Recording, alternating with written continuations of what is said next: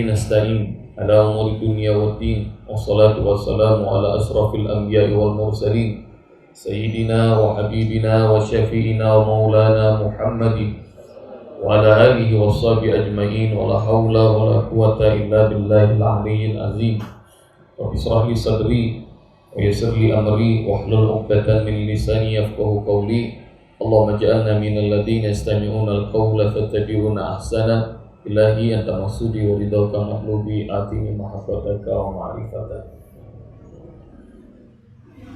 Jemaah Majelis Al-Kauni yang dirahmati Allah Subhanahu wa taala, sebelum kita memulai, kita baca doa suratul Fatihah buat almarhum Letnan Jenderal Jumianto Harun beserta keluarga besarnya. Semoga Allah Subhanahu wa taala berikan keberkahan yang banyak buat mereka, kebahagiaan hidup dunia sampai akhirat, dan Allah berikan kepada kita semuanya kelapangan, kelancaran, keberkahan hidup juga dunia hingga akhirat. Al-Hazimiyah Al-Fatihah. A'udzu billahi minasyaitonir rajim. Bismillahirrahmanirrahim. Alhamdulillahirabbil alamin. Arrahmanir rahim. Maliki yaumiddin. Iyyaka na'budu wa iyyaka nasta'in. Ihdinas siratal mustaqim. Shiratal ladzina an'amta 'alaihim ghairil maghdubi 'alaihim waladdallin. Amin. Hari ini tanggal berapa ya? 23 Oktober.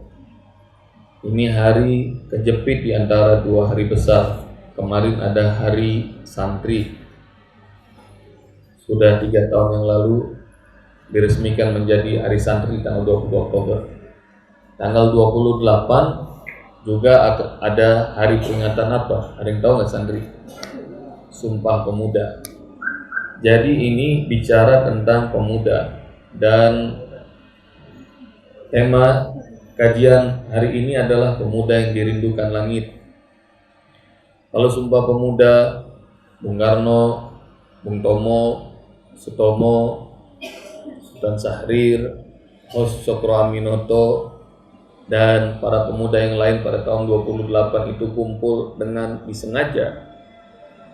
Mereka melakukan Kongres Sumpah Pemuda yang menghasilkan kami pemuda Indonesia bertanah air satu, tanah air Indonesia, berbangsa satu, bangsa Indonesia, berbahasa satu, bahasa. Itu yang dihasilkan dari Kongres Sumpah Pemuda, dan mungkin persiapannya berbulan-bulan atau mungkin bertahun-tahun agar bangsa Indonesia yang tercabik-cabik ini dari mulai pemudanya kumpul dulu bersama-sama dulu. Tapi yang menarik, kenapa hari ini kita baca surat Al-Kahfi ayat 9 sampai ayat 26? Sungguhnya ini ada pelajaran. Kalau mereka sungguh-sungguh meras otak di Sumpah Pemuda, kalau pemuda Ashabul Kahfi sungguh-sungguh tidur. Ada yang tahu nggak tidur berapa lama? Uli yang suka tidur berapa lama kira-kira? Lu udah nyender duluan Uli kayaknya. 300 tahun. Ini kebangetan gak baca Quran berarti. Ranus, berapa Ranus? Berapa Nus? 309. Udah dapat bocoran dari sebelah ya. Ini coba bayangin. Pemuda ini bersungguh-sungguh bukan untuk memerdekakan diri, bukan. Bersungguh-sungguh tidur. Nah. Nggak ada lagi manusia di muka bumi ini yang tidur ngalahin mereka.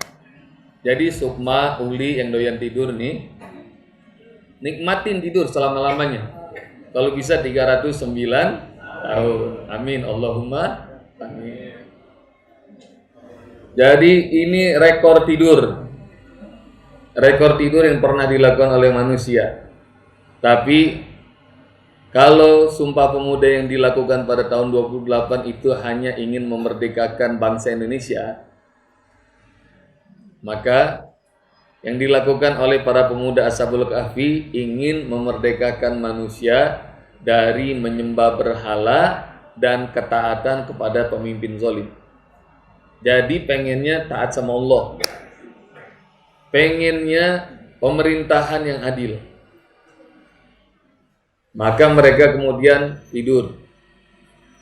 Mereka waktu lagi zamannya raja namanya Dekianus. Nanti anak-anak baca tafsir. Jemaah baca tafsir dari mulai ayat 9 sampai 26.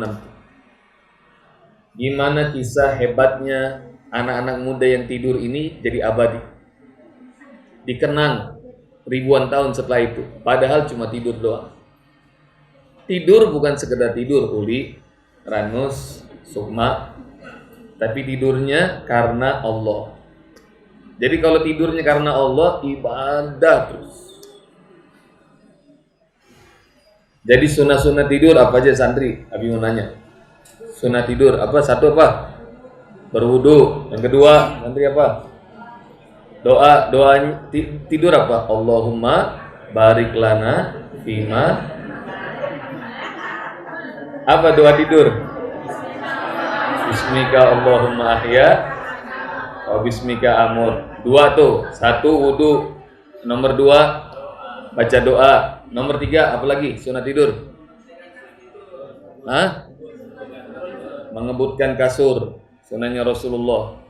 Jadi salah satu hikmahnya rupanya kulit kita ini setiap hari selalu berganti. Dan itu menyisakan sel mati yang juga berbahaya, ionnya berbahaya buat diri kita. Dan nggak sadar itu nempel tempat tidur kita. Dan juga makhluk-makhluk halus. Makhluk-makhluk halus kayak bedak, tepung gitu ya. Jadi dikebut-kebutkan. Baca basmalah, kebut-kebutkan. 3 tuh. 1 apa? Wudu. 2 doa. 3 kebutkan kasur. 4 apa 4? Matikan lampu, benar. 5 lambung kanan, tidur di lambung kanan. Ini nanya lagi mau Uli masuk sanggup nggak nih? Tidur dengan lambung kanan. Tidur dengan lambung kanan, sunnahnya Rasulullah. 6 apalagi? Jangan makan sambil tidur ya. Enggak, itu mah bukan sunnah tidur itu. Apalagi? Baca surat Mu'awwizatain. Mu'awwizatain itu apa? Qul a'udzu birabbil falaq dan qul a'udzu birabbin nas. Sunnah tidur. Apalagi? Bangun tidur baca doa alhamdulillahillazi at'amana wa saqona wa ja'alana minal muslimin. Ini bengong semua nih, apa doanya? Alhamdulillahillazi ahyana ba'dama amatana wa ilaihin nusyur. Apalagi sunnah tidur? Ayo. Niat qiyamul lail. Jadi sebelum tidur niatin pengen bangun qiyamul lail. Kalaupun tidak Allah bangunkan, maka sudah dicatat bangun malam. Gitu ya. Tapi jangan pasang alarm, alarmnya bunyi udah 3 kali tetap aja dimatiin terus, jangan. Ini sunnah bangun tidur. Sunnah bangun tidur. Sabda Rasulullah SAW, "Idza nama ahadukum," kalau kalian lagi tidur, yakidu syaiton ala qafiyati ra'sihi, salasu uqad. Setan bakal ngikat 3 ikatan di kepala kita. Ketika lagi ngikat, setan ngomong gini, "Alaika lailun tawil, farqud," malam masih panjang, tidur aja terus. Jadi enggak milih-milih, semua yang tidur kepalanya diikat. Berapa ikatan? 3 ikatan. Siapa yang ngikat? Setan. Maka setan itu ngikat. Sabda Rasulullah, "Fa idza istaiqadha fahamidallah in halat uqdatun." Kalau dia terjaga, lalu dia kemudian mengucap alhamdulillah atau alhamdulillahilladzi ahyana ba'da ma amatana wa ilaihin nusyur, ikatan pertama lepas. Jadi kalau terjaga, langsung ucapin alhamdulillah. Jangan nyari HP, jangan lihat jam. Masih lama tidur lagi, jangan tuh. Allah yang tahu. Cukup atau tidaknya tidur kita, Allah yang tahu. Sama seperti kalau HP, penuh atau tidaknya ngecas itu yang tahu kita, pemiliknya. Betul? Kalau dia terjaga, lalu kemudian dia mengucap alhamdulillah, ikatan pertama lepas. Wa idza tawaddaa, lalu kalau dia segera wudu, maka inhalat uqdatun, ikatan kedua kelepas. Jadi bangun jangan cuma ke WC terus balik lagi karena dingin. Jadi wudu. Fa idza shalla, kalau dia sholat meski cuma 2 rakaat, sholat malam, inhalat uqadu kulluha, semua ikatan kebuka. Fa yakunu nasyitan thayyiban nafs. Besok paginya dia bakal energik, dinamis, bersemangat. Wa illa, kalau dia tidak ngerjain 3 hal ini, bangun gak ngucap alhamdulillah, gak segera berwudu, dan gak sholat malam, yakunu khabisan nafs kaslan, dia bakal lemes, bawaannya males, tidak semangat. Ini pada sholat malam gak semalam? Ini mukanya pada lemes semua kayaknya nih. Hah? Sebelah kanan, itu pada sholat malam gak semalam? Wajahnya ceria nih kayaknya ya. Tanggal 23, kemarin gaji 25 ya. Gajian di ATP tanggal berapa? Oh, tanggal 1. Masih jauh padahal ya. Wajahnya ceria semua ini. Oh, masih lama. Itu emaknya langsung kenceng banget jawabnya. Wajahnya ceria ATP ini luar biasa. Maka nih lihat, tidur bukan sembarang tidur, tapi tidurnya anak muda, kelompok Ashabul Kahfi, tidurnya jadi pelajaran. Maka kalau kita pengen tidur kita menjadi tidur yang abadi, menjadi pelajaran bagi orang banyak, tidurnya harus karena Allah. Tidurnya harus karena Allah. Tidur yang baik jam berapa? Ayo, ibu-ibu, pertanyaan ke ibu-ibu. Habis isya sampai jam berapa kira-kira? Jam 9 sampai jam 3. Nah, malam. Siang mau tidur lagi nggak? Masya Allah. Dianterin sama bunda langsung, Masya Allah. Pemirsa, nih lihat nih, Kalisarian. Ini langsung di endorse nih. Masya Allah. Cobain minum kopi langsung dari Kalisarian. Ulang lagi, tidur malam, siang tidur lagi nggak ibu-ibu? Jam berapa tidurnya? Habis makan. Jadi tidur itu yang bagusnya siang itu qailulah. Akillu fa inna syaiton la yakillu. Tidurlah siang karena setan itu tidak tidur siang, kata Rasulullah. Jadi perintahnya Rasul. Jadi tidur siang yang bagus jam 11, setengah jam sebelum zuhur. ATB praktekin ya. Askar Kauni juga nih. Kalau santri-santri udah tidur siang belum? Tidur ya. Jam berapa di sini tidurnya? Jam 11. Cibinong jam berapa? Habis makan. Jadi boleh sebelum zuhur, boleh juga ba'da zuhur. Tidur siang. Supaya apa? Supaya mudah untuk bantu bangun malam. Dan tidur-tidur yang sunnah. Ada tidur-tidur yang makruh. Tidak diperbolehkan. Bahkan waktunya, bahkan hukumnya hampir haram. Tidur-tidur yang dimakruhkan. Kapan aja? Ayah Amir tahu nih. Coba ayah, jawab ayah. Habis sholat subuh, pantang untuk tidur. Siap kira-kira? Yang kedua ayah. Menjelang maghrib, ba'da asar, jangan tidur. 1, ba'da subuh. Yang kedua, ba'da asar, jelang maghrib. 3 ayah. 3, habis makan. Waktu ini ya. Yang ketiga, makruh tidur pun adalah ba'da maghrib sampai jelang isya, nggak boleh. Jadi kalau udah ngantuk berat, maka bergeraklah. Jangan biasakan di 3 waktu ini nih tidur. Pada subuh, pada asar, pada maghrib. Kenapa? Karena biasanya orang yang tidur di 3 waktu ini kalau bangun akan ngerasa linglung. Dan rupanya ini penyebab potensi besar penyebab Alzheimer. Pikun. Benar Bunda ya? Ini yang ngomong betul suka ngerasain biasanya. Balik nih. Jadi lihat nih.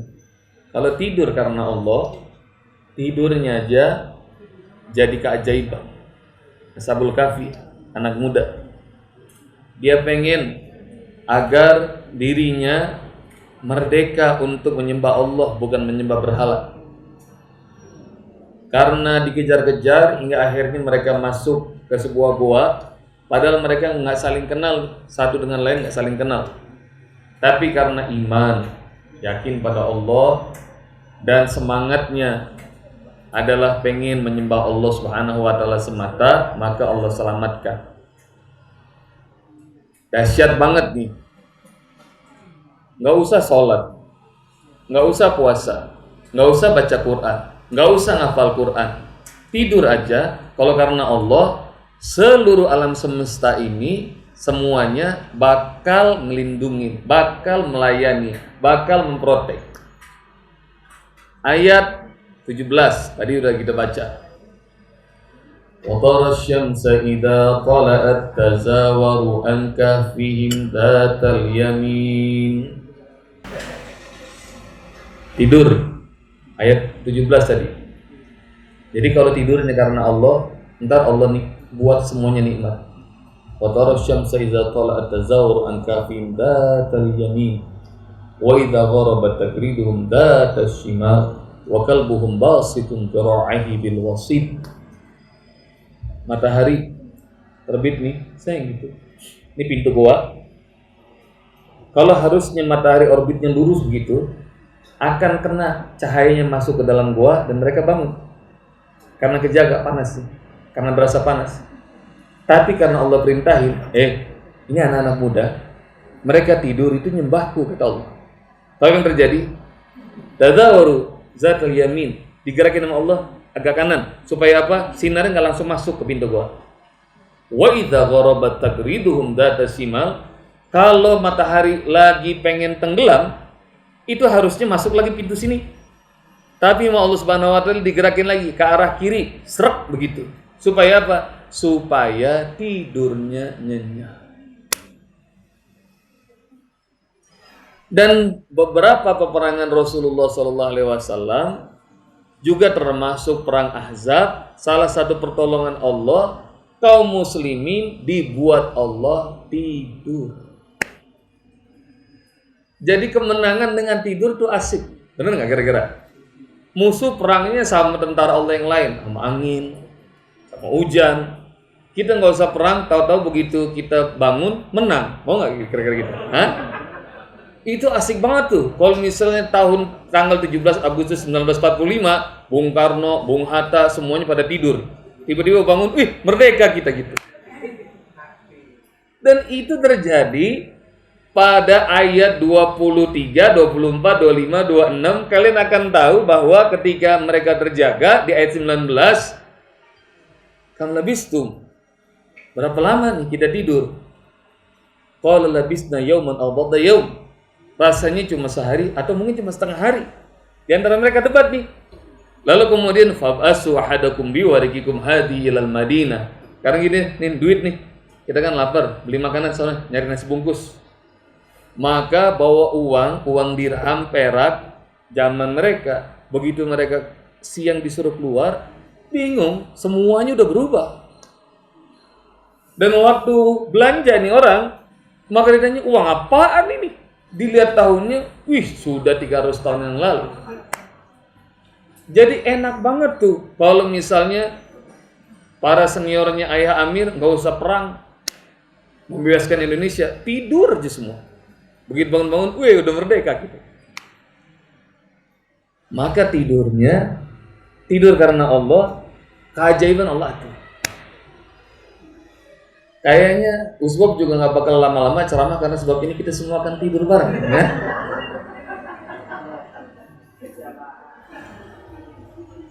Jadi lihat tuh. Jadi maknanya apa? Tidur juga harus karena Allah, benar. Makan harus karena Allah, niat. Kerja harus karena Allah. Masa muda karena Allah. Ntar kita tua karena Allah. Kita berkeluarga karena Allah. Maka biarkan. Kalau taat sama Allah, maka biarkan semua alam semesta ini bekerja. Buat siapa? Buat Allah. Allah tundukkan. Wa sakhkhara lakumus syamsa wal qamar da'ibain wa sakhkhara lakumul anhar. Allah taklukkan buat kalian semua, wahai para kekasih Allah, matahari, bulan, semuanya dalam orbitnya. Wa sakhkhara lakumul anhar. Allah taklukkan buat kalian air, sungai yang mengalir. Wa atakum min kulli ma sa'altumu. Kalian boleh minta apa aja, Allah kasih kalau kalian jadi hamba Allah. Wa in ta'uddu nikmatallahi la tusuha. Kalau kalian hitung nikmat Allah, kalian enggak sanggup ngitungnya. Nah, insana la dzalimun kafar, tapi sayang manusia ini kebanyakan yang zalim, banyak yang enggak tahu diri, kufur atas nikmat Allah. Maka ayo deh, mulai sekarang enggak boleh lagi ada aktivitas kita kecuali diniatkan karena Allah. Tidur karena Allah, berkeluarga karena Allah, minum karena Allah, makan karena Allah, hadir ke kajian karena Allah, bukan karena Usbob, bukan karena diundang oleh Bunda Titi, bukan karena siapapun, karena Allah. Maka ntar semuanya Allah atur, Allah cukupin segala kenikmatan Allah kasih. Kayaknya pempek nih menu hari ini, Allah cukupin. Oh belum. Tadi perasaan ada lihat kotak candy itu, pempek candy. Satu itu. Yang kedua, kita ngomong tentang pemuda. Dan pemuda itu ihwatalimah rahmati Allah Subhanahu wa taala. Sabda Rasulullah sallallahu alaihi wasallam, sab'atun zilluhumullah yauma la zilla illa zilluh. Hari-hari ini Jakarta panasnya banget. Bener. 2 hari yang terakhir luar biasa. Kemarin lusa 37, kemarin 38. Saking panasnya sampai agak trauma menuju ke sini. Usbob lihat di HP. Hari ini terpanas berapa? Sekarang 31 derajat, benar. Ntar mulai jam 11 sampai jam 2 tertingginya 34 derajat. Jadi maknanya dibanding kemarin sudah agak turun. Tapi bawaannya masih gerah aja, benar nggak? Udah suasana gerah, ngeliatin Usbob makin gerah itu. Maka, nah ini adalah hadis dari Rasulullah SAW. Kalau kita berada di tempat yang terang itu setengah jam aja, itu rasanya pengap, panas. Tapi kita alhamdulillah hari ini ada di pendopo, jadi ada naungannya. Kebayang nggak? Karena naungan pendopo yang nikmat ini, angin semilir bertiup nikmat, nggak berasa panas, meskipun pengap-pengap masih ada. Nanti di hari kiamat, semua kita di padang mahsyar dikumpulin. Matahari itu didekatkan oleh Allah Subhanahu wa taala, hingga dalam hadis sahih ada orang yang banjir keringat. Ada yang keringatnya semata kaki, ada yang sebetis, ada yang sepusat, ada yang sedada, bahkan ada orang yang tenggelam dengan keringatnya sendiri. Panas nih. Maka kita butuh naungan. Naungan itu nggak ada naungan kecuali naungan Allah di hari kiamat. Guys, dengerin, nggak ada tempat bernaung kecuali tenda yang Allah siapin. Buat siapa? Tenda yang Allah siapin hanya 7 golongan. 1, buat imam yang adil. 2, syabun nasya'a fi ibadatillah, buat para pemuda, anak-anak muda yang dari sejak muda udah taat mengabdi pada Allah. Mudah-mudahan santri-santri kita semuanya nih. Dan yang ketiga kata Rasulullah sallallahu alaihi wasallam, rajulun dzakarallahu khalian fafadat aina. Orang yang zikir mengingat Allah sendirian, dia nangis menetes air mata enggak dibuat-buat, ada kenikmatan, ada ketulusan, ada kedahsyatan, dia rasakan keagungan Allah. Netes air matanya. Itu yang ketiga. Satu apa satu? Imam yang adil. Dua, anak muda yang tumbuh dalam taat ibadah pada Allah. Yang ketiga, orang yang zikir sendirian, air matanya netes. Tiga tuh ya. Ustaz ulang-ulang nih, biar nanti pulang langsung dibawa. Diri saya termasuk nggak? Yang itu. Nomor 4, rajulun qalbuhu mu'allakun bil masajid. Orang keempat adalah orang yang senantiasa hatinya tertaut dengan masjid. Bawaannya pengen ke masjid terus. Bentar-bentar lihat, udah waktu zuhur belum nih ya? Gitu. Bentar lihat, udah waktu maghrib belum ya? Pengennya mau ke masjid. Udah berapa tuh? 4. Satu apa satu? Imam yang adil. 2, anak muda yang tumbuh dalam taat pada Allah. Yang ketiga, orang yang berzikir sendirian, air matanya netes. Yang keempat, orang yang hatinya tertaut dengan masjid. Yang kelima, warajulani tahabba fillah ijtama alai wa tafarraqa alai. Yang kelima adalah dua orang sahabat yang mereka saling mencinta karena Allah, bukan kakak adik, bukan. Karena nembak ditolak akhirnya manggil kakak, manggil adik gitu. Bukan. Rajulani tahabbani fillah, mereka saling mencintai karena Allah. Sesama uhti, sesama akhi, maka saling mencinta karena Allah. Mereka kalau berkumpul karena Allah, mereka berpisah karena Allah. Maknanya apa? Fatah, ngaji yutah, ke Cikeas, Andri ngajak Fatah. Maka berkumpul, ngajakin taat karena Allah. Ntar berpisah juga karena Allah. Maknanya kalau misalnya persahabatannya membawa semakin nggak baik, membuat nggak taat sama Allah, maka milih misah. Sama juga pernikahan. Kalau menikah itu sama-sama menyemangati dalam ibadah, terusin pernikahan. Tapi kalau pernikahan itu membuat kita makin blangsak dalam urusan ibadah, berpisah lebih baik. Udah 5 tuh. 7 golongan akan dapat naungan Allah. Satu persatu, imam adil. 2, anak muda yang taat sama Allah. Yang ketiga, zikir dan air matanya menetes. Yang keempat, orang yang hatinya terpaut dengan masjid. Yang kelima, 2 orang sahabat yang saling mencinta karena Allah. Yang keenam, laki-laki yang diajak berzina oleh perempuan yang cantik, punya jabatan, dan ia mengatakan, aku takut pada Allah.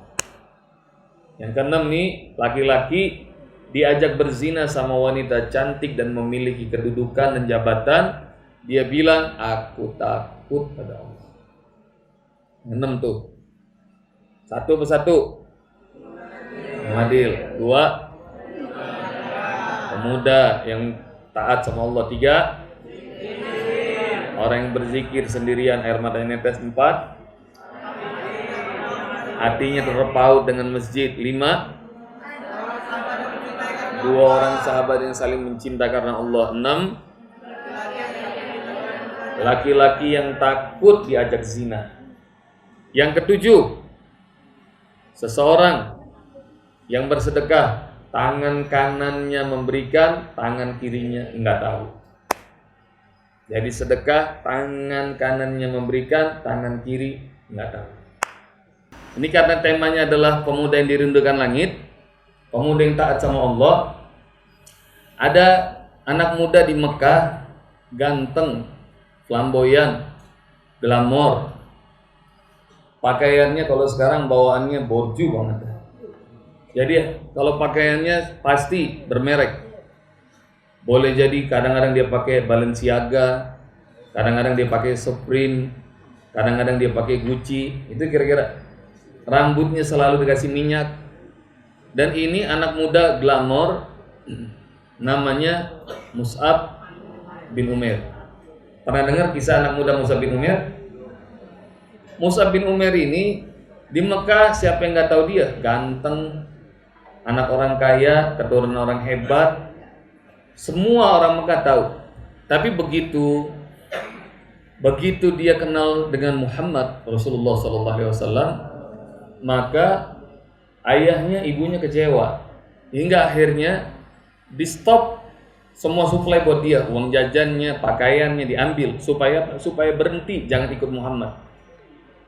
Hingga akhirnya lihat nih, kalau pilihannya taat sama Allah, taat sama Rasul, sama taat sama dunia, pilihannya pilihlah taat sama Allah. Hingga akhirnya sudah Mus'ab bin Umair akhirnya ikut hijrah dengan Rasulullah ke Madinah. Tapi sebelum saya cerita kepada kalian bahwa Rasulullah SAW ngajak hijrah, ketahuilah bahwa kota Madinah itu sebelum Rasulullah pindah namanya kota apa? Yasrib. Rasulullah selalu prospek orang nih. Mereka lagi pada berhaji, rombongan dari Yasrib berhaji, maka kemudian ada sekitar 12 orang di Aqabah dideketin sama Rasulullah. Maka di Jumrah Aqabah itu Rasulullah memperkenalkan Islam. Dan alhamdulillah 12 orang itu mau dibaiat sama Rasulullah. Lalu mereka kembali membawa kenangan perjumpaan indah bersama Muhammad, tapi mereka belum tahu sholat, mereka belum tahu tentang ayat-ayat Allah. Maka kemudian Rasulullah cari siapa kira-kira yang bisa memprospek orang Madinah, orang Yasrib.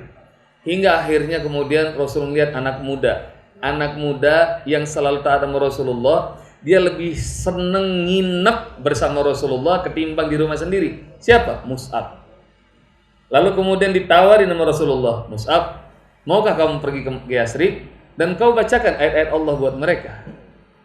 Anak muda nih, dulu dia orang kaya. Maka nggak pakai ngomong enggak, Mus'ab bin Umair mengatakan, iya Rasul, siap, saya berangkat ke sana. Dan Masya Allah, Mus'ab bertahun-tahun ngajarin Al-Quran, dia ngajarin sholat, apa yang dia tahu tentang apa yang diajarin Rasulullah, dia ajarin hingga orang semadinah senang dengan Islam. Hingga begitu mereka sudah siap, Rasulullah coba hijrah ke Habasyah, ke Ethiopia, ditolak. Maka kemudian Rasulullah pergi ke Taif, ditimpukin. Hingga akhirnya ngedengar sukses Mus'ab bin Umair di sana, maka kemudian sepakatlah hijrah ke Madinah.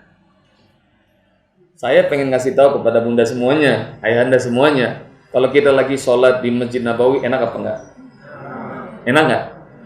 Kalau kita lagi berada di Madinah Al-Munawwarah, nikmat apa enggak? Nikmat. Yang mau datang lagi ke Madinah Munawwarah, angkat tangan. Insya Allah. Yang belum pernah datang, angkat tangan yang belum pernah datang. Insya Allah. Mudah-mudahan semuanya berangkat. Amin. Kita akan berangkat haji bersama Mayangkara Travel. Amin. Tuh, iklan lagi tuh bunda, ngendorse. Jadi kalau kita semuanya ngerasa nikmat di Madinah, kalau kita ngerasa khusyuk, ibadah, sholat, zikir, doa di Masjid Nabawi, ketahuilah, kalau berjuta-juta orang setiap detik datang ke sana untuk ibadah, ketahuilah bahwa itu dulunya yang nyebarin Islam di sana, namanya anak muda bernama Mus'ab bin Umair radhiyallahu. Jadi kalau kita datang ke sana, seolah-olah nyetor pahala buat seorang anak muda, namanya siapa? Mus'ab bin Umair. Tapi Mus'ab bin Umair kita baru oh iya, dia yang prospek kota Madinah. Tapi Masya Allah, Mus'ab bin Umair ini, anak muda ini umurnya nggak panjang. Dan saya belum tahu riwayatnya, mungkin Ustaz Habib boleh nambahin. Mus'ab bin Umair ini pernah nikah atau belum, saya belum tahu. Udah pernah nikah belum Ustaz Habib dia? Tuh, belum tahu juga. Ada yang tahu Mus'ab bin Umair sudah pernah nikah belum? Belum pernah dengar kan? Jadi berbahagialah jomblo sampai mati.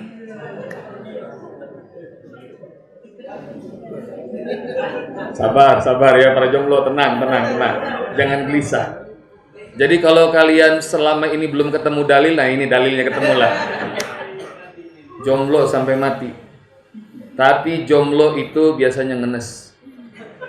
Jomblo itu hina. Tapi lagi-lagi kalau jomblo karena menyebarkan dakwah, karena Allah, dia mulia, pahalanya banyak. Amin. Maka ini anak muda Mus'ab bin Umair, dia meninggal. Ada yang tahu Mus'ab bin Umair meninggal di mana? Perang Uhud. Dan waktu perang Uhud Rasulullah nangis. Kenapa? Kain kafan nggak ada. Buat Mus'ab bin Umair yang dulu glamor, flamboyan, pakaiannya selalu mewah, itu pakaiannya nih yang dipakai buat pembalutnya, kalau nutupin wajah kakinya kelihatan, kalau ditarik ke kaki wajahnya kelihatan. Dan Rasulullah nangis di hadapan Mus'ab bin Umair radhiyallahu anhu. Anak muda menginspirasi, anak muda yang nggak berpikir, berangkat sana ke Yasrib, berangkat. Dan Masya Allah, mudah-mudahan ini depan para santri, Abi bilang, belajarlah dari para kader pesantren Hidayatullah. Mereka sebelum lulus dari pesantren, mereka ditanya dulu, nah, siapa di antara kalian yang pengen khidmat berdakwah ke Papua? Nunjuk anak-anak ramai. Siapa yang mau pengen khidmat ke Kalimantan? Nunjuk bareng-bareng. Siapa yang mau ke Sulawesi, mau ke Sumatera, siapa mau ke Jawa, semuanya nunjuk, angkat tangan. Maka mereka berebutan, angkat tangan. Dan itu tidak ada surat penugasan. Dan itu tidak ada lahan yang ditunjuk. Jadi kalian berdakwah ke sana. Hingga Masya Allah, pesantren Hidayatullah itu cabangnya lebih dari 400. Seluruh Indonesia. Kemarin Usbib datang ke Ambon. Mereka dapat tanah wakaf 20 hektar. Mereka bikin di daerah Liang namanya. Pusatnya di Gunung Tembak, Kalimantan Timur, dekat Balikpapan. Pusatnya luasnya 300 hektar. Jadi Citra Grand kayaknya gedean itu pesantren. Tapi Masya Allah, asal ditanya tuh para santri-santrinya, siapa yang mau berangkat ke Sumatera? Ngangkat tangan. Dan mereka berangkat, tugasnya cuma dakwah. Kenapa? Karena terinspirasi dari sosok anak muda, namanya siapa? Mus'ab bin Umair. Siapa yang berangkat ke Yasrib? Begini, Mus'ab bin Umair. Maka mudah-mudahan ini semua jadi para pejuang kayak Mus'ab bin Umair. Insyaallah, mudah-mudahan santri-santri Abi ada yang menaklukkan Paris, ada yang menaklukkan Romawi. Insyaallah, pada mau nggak ke Perancis? Mau? Yang mau angkat tangan, yang mau ke Perancis. Yang mau ke Amerika, angkat tangan. Yang mau ke Zimbabwe, angkat tangan. Oh, gila Zimbabwe gak ada yang angkat tangan ya. Insyaallah, kemanapun ya, kemanapun. Insyaallah, mudah-mudahan nanti Askar Kauni kemana-mana cabangnya. Tuh, satu anak muda yang taat sama Allah, menakjubkan bagi Allah. Di mana-mana biasanya anak-anak muda itu berleha-leha. Nah, ini punya waktu untuk berkhidmat di jalan Allah. Dan kemarin santri-santri Askar Kauni juga melaunching video klip mereka, judulnya Indah di Sisinya. Nah, itu sponsor by Bunda Titi. Ada lagi nih yang dapat naungan Allah. Ini nomor berapa ya? Yang laki-laki diajak zina sama perempuan cantik. Nomor berapa tuh? Jadi menuju ke sini saya dengar ceramahnya Mufti Meng, orang Zimbabwe. Mufti Meng nih dai berbahasa Inggris. Tulis saja Mufti Meng, Anda akan ketemu videonya ribuan. Beliau bilang, ada anak muda yang soleh, taat, dan selalu ngejaga pandangan. Jadi enggak seperti orang kebanyakan kalau ngelihat perempuan cakep, matanya melotot, ngeliatin. Dan banyak juga bapak-bapak, kaum laki-laki, perempuan yang sengaja mereka mempersolek diri karena pengen dilihat. Maka bahasanya Allah Subhanahu wa taala, wa kullil mu'minina ayyaguddu min absarihim wa yahfadzu furujahum, katakan kepada orang-orang beriman yang laki-laki, tundukin pandangan dan jaga kemaluan. Dan sampaikan kepada kaum perempuan yang beriman, tundukin pandangan dan jaga kemaluan. Penting mulai dari nundukin pandangan. Ini anak muda di Amerika, dia selalu taat sama Allah, termasuk juga urusan pandangan mata. Sebab Ali radhiyallahu an mengatakan, "An-nazratu ulalak wa nazratu tsaniya alaik." Kalau ngelihat nih sekelibatan pandangan pertama itu boleh. Tapi kalau terus-terusan pandangan kedua udah kedip, ngelihat lagi, mulai itu dicatat sama dosa. Anak muda ini nundukin pandangan, masuk ke sebuah gedung, dan begitu dia masuk lift, datanglah perempuan masuk ke lift itu dengan pakaian yang auratnya kebuka. Karena dia taat sama Allah, dia nundukin pandangan. Ini perempuan bule ini, karena dia berharap itu cowok ngeliatin dia, cuma satu-satunya cowok menurut dia nih, seumur umur nggak mau ngeliat diri doang nih. Maka nunduk aja. Perempuan itu kemudian mulai bikin suara yang menarik perhatian, enggak ngeliat tuh. Hingga akhirnya hotel lima rahmati Allah Subhanahu wa taala, pemuda ini keluar. Begitu pemuda itu keluar, si perempuan ngikut dan mulai marah-marah. Lu kenapa sih lu? Emangnya gue jijik buat lu? Perempuan ngejawab sambil dia nundukin pandangan. Laki-laki ini ngomong begini, "Saya mohon maaf, saya ini muslim. Cara kami memuliakan wanita adalah dengan tidak memandangnya kalau dia bukan mahram. Cara kami memuliakan kaum perempuan adalah kalau bukan yang halal, kami tidak akan melihatnya." Lalu kemudian segitu susahnya diri agamamu nyuruh kamu untuk seperti itu. Enggak, ini enggak susah. Ini adalah cara kami untuk memuliakan, dan kami hanya melampiaskan kepada istri-istri kami, dan saya sudah menikah. Maka kemudian dia bilang, dari mana saya bisa belajar tentang agama kamu? Nih, boleh nggak saya minta nomor handphone kamu? Bayangin coba, kalau misalnya cewek minta nomor telepon cowok, gimana kira-kira Win rasanya Win? Enggak. Kamu bisa cari tentang bagaimana agama Islam menunjukkan bagaimana caranya menundukkan pandangan. Dan Masya Allah, Alhamdulillah rahmatullah subhanahu wa ta'ala, karena penasaran sama ulah cowok yang kayak Erwin, kagak mau ngeliat cewek yang suka macem-macem. Karena selalu menundukkan pandangan dan rupanya tertarik tuh ajaran Islam. Nggak lama setelah itu perempuan ini langsung memakai jilbab, dia pakai abaya, masuk Islam. Ketemu lagi di tempat yang sama.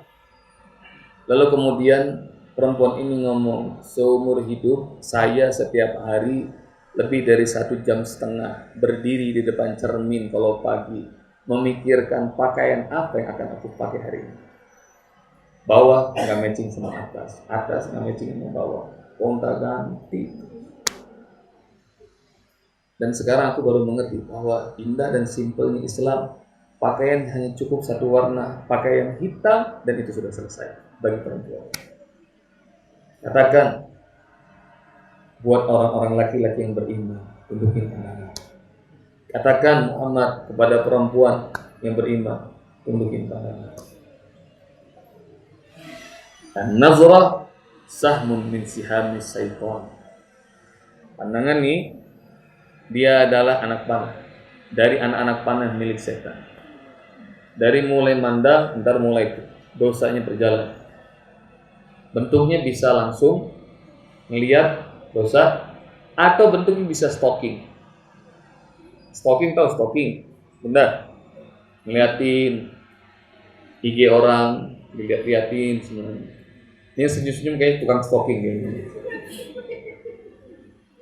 Ngeliatin medsos orang, FB segala macam, ntar mulai berhayal macam-macam. Nauzubillah. Baik, Ustaz skip tentang anak-anak muda yang hebat dalam sejarah Islam. Materinya Ustaz sudah bagikan di grup dan sudah Ustaz Japri bagi yang ada nomor WhatsApp-nya sama Ustaz. Kalau belum dapat boleh bergabung di grup kajian Puri Wirabakti. Anak-anak hebat, Usama bin Zaid 18 tahun memimpin pasukan yang anggotanya para pembesar, sahabat seperti Abu Bakar dan Umar untuk menghadapi pasukan terbesar dan terkuat di masa itu. Rasulullah ngangkat panglima usianya 18 tahun. Siapa namanya? Usama bin Zaid. Zaid bin Harisah itu anak angkat Rasulullah. Dan Zaid bin Harisah punya anak namanya Usama bin Zaid. Dididik hebat sama Rasulullah, maka usia 18 tahun jadi panglima perang. Pelajaran buat kita umat Islam, wabil khusus para orang tua, kita semua yang dewasa, yuk sama-sama kita siapkan generasi-generasi hebat kayak begini. Setuju nggak kira-kira? Kita bikin sekolah yang hebat, leadership, prophetic, yang kira-kira kepemimpinannya dahsyat dan taat pada Allah seperti Nabi Muhammad SAW. Kenapa? Karena di madrasahnya Rasulullah, anak umur 18 tahun bisa jadi panglima perang dan menang. Sa'ad bin Abi Waqqas, anak muda nomor 2, usianya 17 tahun. Dia yang pertama kali melontarkan anak panah di jalan Allah. Maknanya enggak takut, dia memulai perang. Termasuk dari 6 orang ahlu syura. Kalau para sahabat-sahabat pembesar Abu Bakar, Umar, Utsman, Ali, anak muda yang dilibatkan oleh Rasulullah, salah satu namanya Sa'ad bin Abi Waqqas. Umur berapa? 17 tahun. Pernah dengar Al-Arqam bin Al-Arqam? Pernah dengar? Siapa kalau Al-Arqam bin Al-Arqam? Ada yang tahu? Rumahnya dipakai Rasulullah untuk dakwah. Dan Al-Arqam bin Al-Arqam itu bukan orang penting. Catat sekali lagi. Al-Arqam bin Al-Arqam bukan orang penting. Dia anak muda, kira-kira baru lulus SMP, usianya 16 tahun.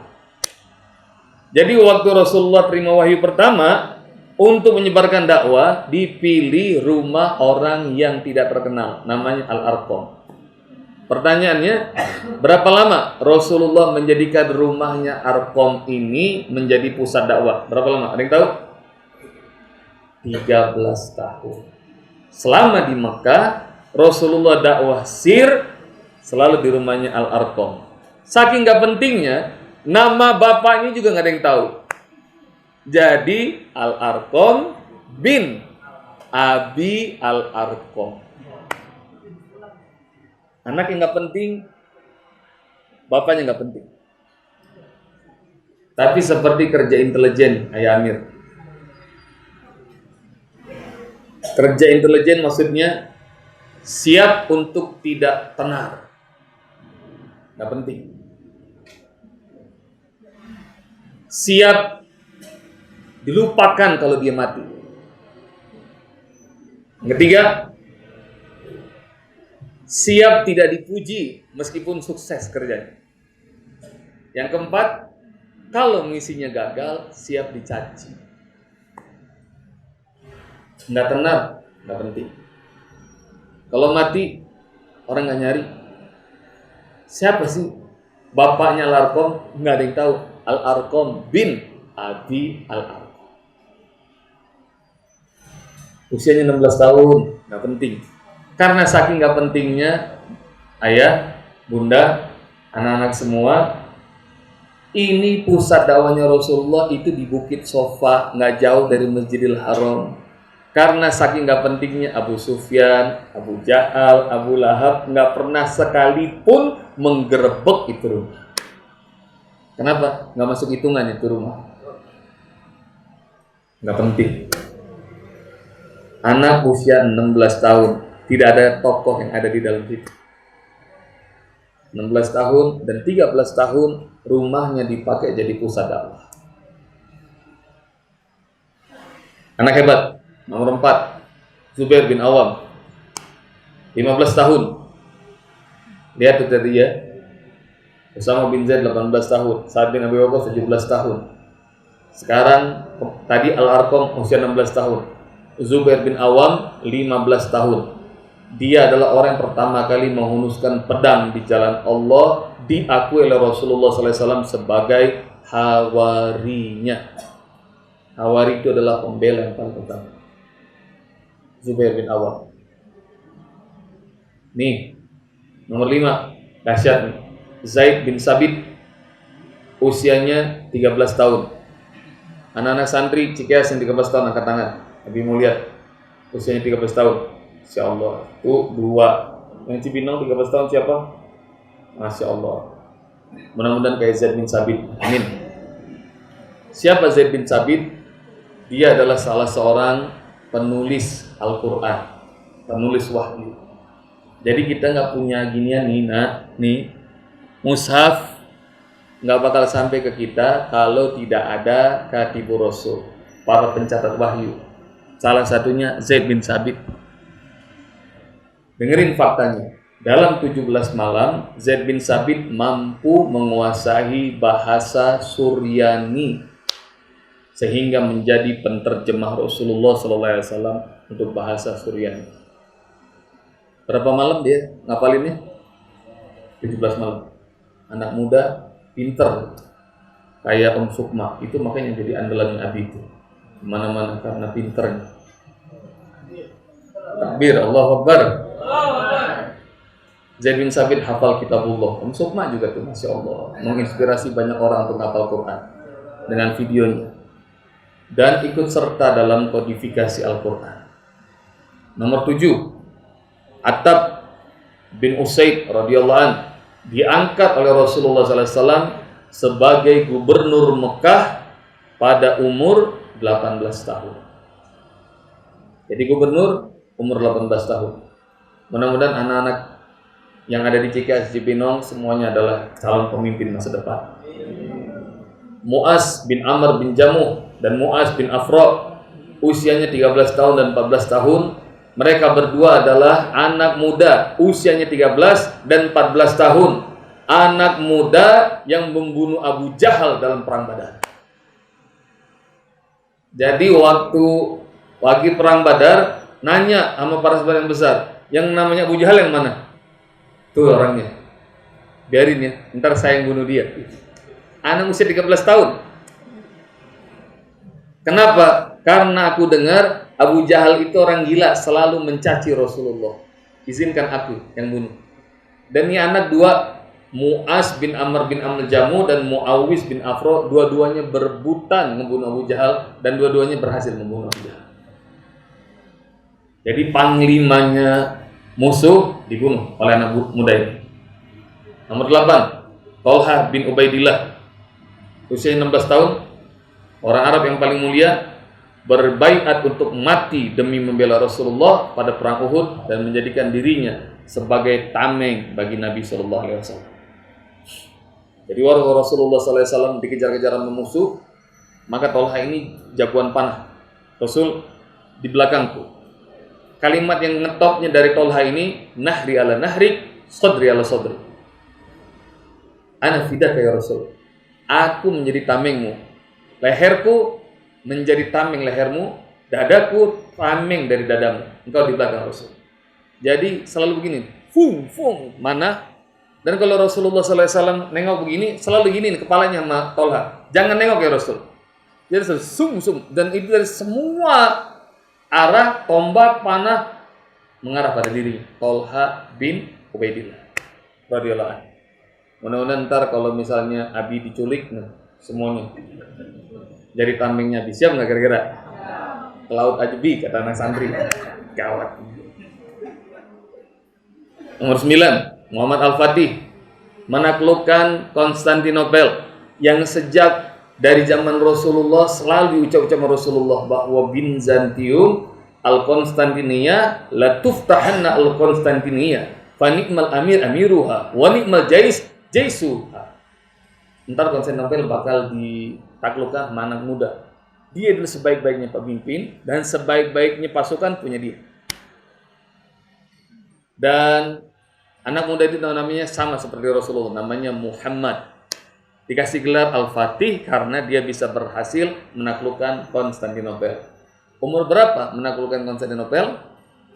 21 tahun. Jadi 21 tahun, jangan mikir nikah dulu. Ya, siap kira-kira? Romawi belum ditaklukkan. Ntar diajarin sama Ayah Amir sama kawan-kawan. Jadi kalian jadi penakluk Romawi. Amin. Abdurrahman Nasir, Muhammad Al-Qasim, dan banyak lagi anak-anak muda dahsyat. Nah, yang pengen Abi sampaikan juga kita yang para orang tua, sampaikan kepada anak-anak muda kita bahwa jangan ngambil idola yang jelek-jelek. Justin Bieber, Dora the Explorer, Cristiano Ronaldo. Jangan. Kalian punya hazanah yang dahsyat-dahsyat. Ini Abi kumpulin satu anak-anak muda yang dahsyat-dahsyat itu. Kalau biografinya dibedah, kita bakal melongo. Dan anak-anak hebat itu yang ada dalam artikel Abi ini, 11 orang anak hebat itu, ketahuilah dari usia sejak dini mereka sudah kelar hafal Quran. Jadi kalau ngafal Quran dari sejak usia dini, maka insya Allah naklukin dunia gampang. Naklukin ayat aja Allah bisa, apalagi naklukin hati kamu. Jadi dunia mah gampang. Jadi gubernur umur 18 tahun gampang. Membunuh panglima musuh umur 13 tahun gampang. Untuk nembus Konstantinopel, Bizantium, kekuasaannya Kekaisaran Roma gampang umur 21 tahun.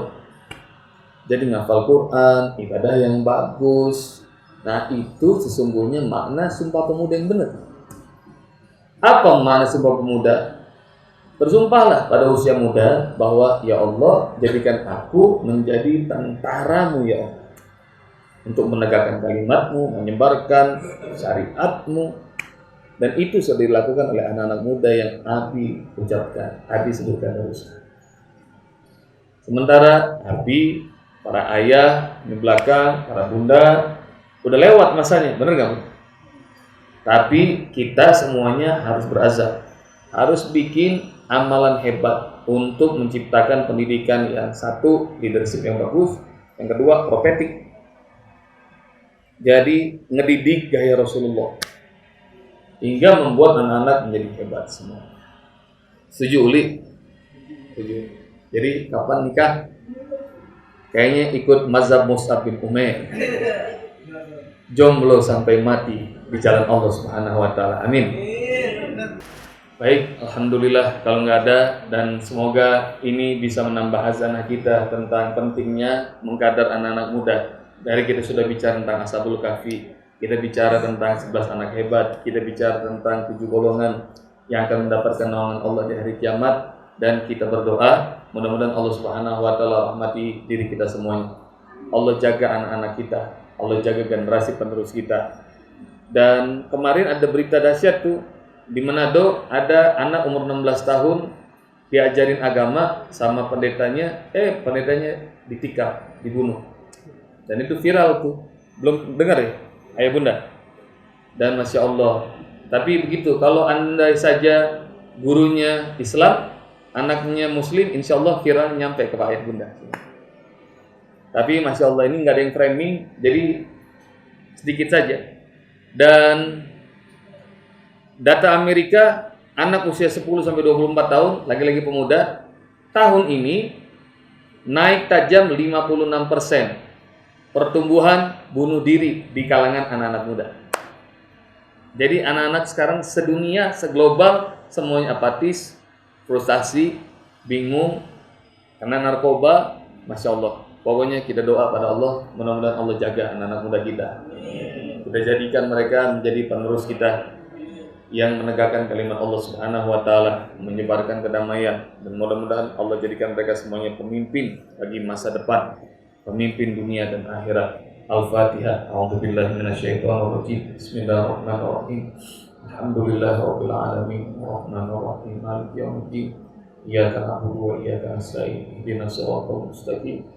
Shiratal ladzina an'amta 'alaihim ghairil maghdubi 'alaihim waladdallin. Amin. Bismillahirrahmanirrahim. Alhamdulillahirabbil alamin. Allahumma shalli wa sallim wa barik ala Muhammad wa ala ali Muhammad wa shallaita wa barakta ala Ibrahim wa ala ali Ibrahim fil alamin innaka Hamidum Majid. Allahumma barik lana fi umrina, ya Allah berkahi usia kami, berkahi ya Allah keluarga kami, berkahi ya Allah harta kami, berkahi pekerjaan kami, berkahi ya Allah ilmu kami, berkahi setiap nikmat yang Kau titipkan pada kami. Jadikan kami ya Allah dan anak keturunan kami adalah orang-orang yang menegakkan sholat, Ya Allah, terimalah doa kami, ampuni dosa-dosa kami, dosa kedua orang tua kami, dosa kaum mukminin mukminat di hari setiap amal akan Kau perhitungkan. Allahumma ya Allah, jadikan negeri kami, negeri Indonesia, negeri yang kami cintai ini adalah negeri yang bertakwa, yang Kau curahkan keberkahan dari langit, Kau keluarkan keberkahan dari perut bumi. Jadikan pemimpinnya ya Allah adalah pemimpin yang bertakwa. Jadikan ya Allah bangsanya dan umatnya adalah umat yang bertakwa. Dan jadikan kami semua ya Allah menjadi orang-orang yang menegakkan sholat, menjadi hamba-hambamu yang ikhlas, hamba-hambamu yang sabar, hamba-hambamu yang bersyukur, hamba-hamba yang Engkau ridhoi. Rabbana taqabbal minna innaka antas samiul alim wa tub alaina innaka antat tawwabur rahim. Rabbana atina fid dunya hasanah wa fil akhirati hasanatan wa qina adzabannar. Wa sallallahu ala nabiyyina Muhammad khairu khalqihi wa ala alihi wa sahbihi wa sallam walhamdulillahi rabbil alamin. Subhanakallahumma wa bihamdika asyhadu an la ilaha illa anta astaghfiruka wa atubu ilaik. Assalamualaikum warahmatullahi wabarakatuh. Assalamualaikum. Bersama Saling Sapa TV.